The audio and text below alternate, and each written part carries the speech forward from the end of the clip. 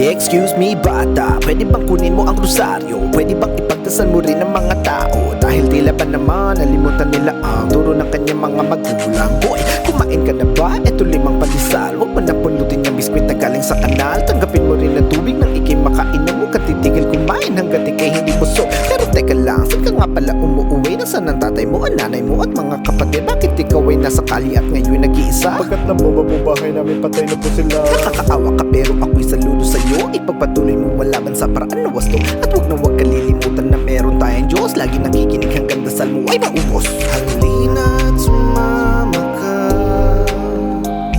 tulungan natin ang isa't isa.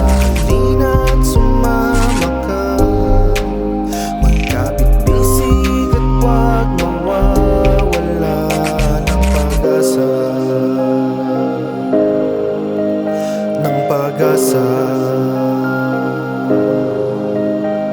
May problema ka ba? Ang dami mong iniisip, magkabilaan. Ang dami-daming naiipit, humarap ka na ba sa gintong araw na mainit? Na sana naman problema wag sana lumapit. Pag nakita mo na wala ka nang patutunguhan, mag-isip sandali kung ano ang kanyang pangalan. Kumatok ka lang gamit ang iyong pulang rosaryo na nakuha mo sa naglalakad na albularyo. Nagdasal ka na ba sa inyo nitong umaga? Nagtrabaho si itay para sa inyong nilaga. Si inay may sakit at di na siya makatayo. At sana naman anak huwag ka lalayo. Tulungan mo magulang mo, yun ang iyong dapat na gawin. Pati si kuya mo, si ate mo, wag mo palagpasin. Pati ang papa mo, sakali wag silang limutin.